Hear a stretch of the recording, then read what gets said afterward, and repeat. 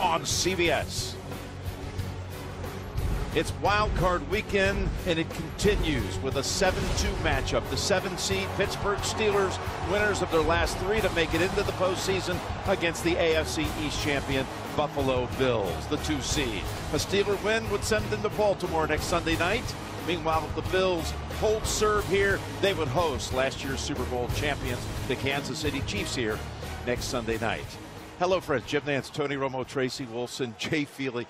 It feels like 4 degrees right now. You've been down on the field, Tony, and these conditions, I mean, what's it going to be like for the players out there? It's cold, I can tell you that, and the wind, even though it's minimal, it actually does affect it in these conditions. But this is why you draft a Josh Allen. He can knife it right through this wind, and he's played incredible in these conditions. These are 2 mentally tough teams in this environment. I expect it to be a great game today, Jim. In the way Josh has played this year, led the league in total touchdowns with 44. What about him? Well, I mean, he's been exceptional, but he's also like right there at the top in turnovers. I mean, they're 16-0 since 2020 if he doesn't turn the football over. That's the key today. If he doesn't have a turnover, the Bills will win this game. But he's Josh Allen. He's going to have chances for the Steelers, but I really believe he's the difference maker, Jim. Well, Mason Rudolph's been a difference maker for sure. The last 3 games, he gets the start and leads them into the postseason. Your expectations for him today? Well, he's been exceptional. He's been playing in 3 straight playoff games, and right now this is his chance. A young guy, you go win a game at Buffalo in the playoffs and no one expects it, that changes the trajectory of your future. Well, let's go down to the sidelines real quick, and a warm welcome to you, Tracy. Well, Jim, I'm anything but warm right now, but there are blue skies behind me, and this field looks absolutely perfect. But let me reiterate, there was no chance they could have played this game yesterday.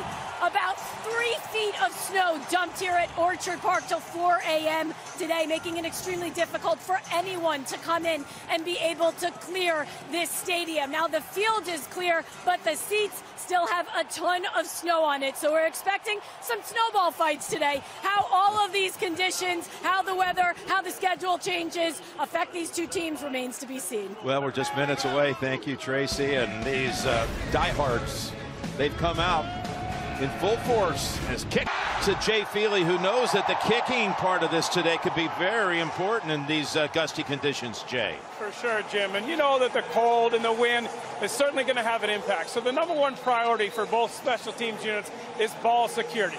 But the Steelers know to win this game, they have to win the special teams battle. Keep an eye on Miles Killebrew, all-pro, Pro Bowler, 4 blocks in his career on punt. He wants to have an impact. And Tony, they're going to be aggressive. Try to steal a possession, maybe a fake, big return, something to try to have a big impact on the outcome of this game. I think you're dead right there, Jay. I think that the way the Steelers win this game, they got to possess the ball and they've got to steal a possession. Expect the unexpected if you're the Bills on every punt situation.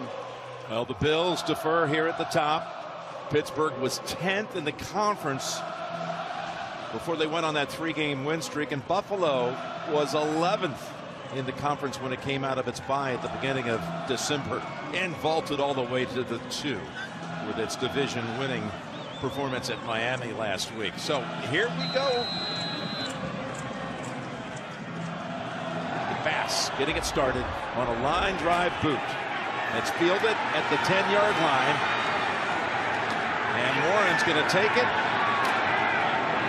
from about the 30. And we'll bring out Mason Rudolph. These 3 starts, wins against Cincinnati, Seattle, and Baltimore last week, a game in which he completed 18 and 20 passes, 90%. That set the all-time record single-game performance, topping the Roethlisberger mark. Speaking of Ben had started the last 23 postseason games for the Steelers before this one, and now it's Mason Rudolph's turn.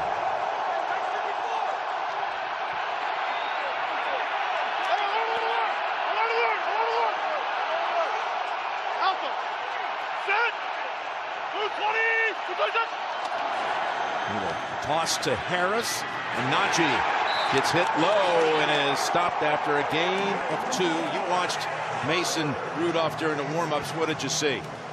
Well, I'm really impressed with the archetype of his career. You know, you expect him to be a career backup, and, you know, he hadn't been very successful, and they put him in, and they're riding the hot hand right now. But to me, he has developed. It's an archetype like Geno Smith in Seattle.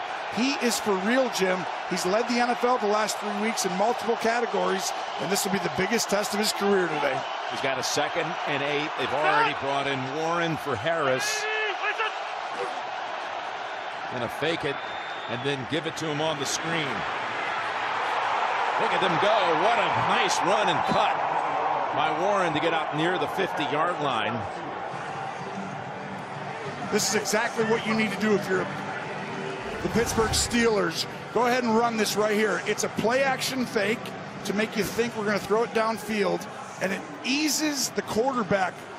Just a simple screen play to start the game, and Warren, this is a 1-2 punch that's very formidable. And Najee Harris and Warren, this team is winning the game by getting the ball to their back and then taking the shots one-on-one with these receivers outside when they get the opportunity. So they bring back in Harris after that 15-yard pass play, and they give it to him. And Najee has this time about 3. Let's talk about this Buffalo defense. Ed Oliver, his season, best of his career. He showed why they gave him the big contract extension in the offseason.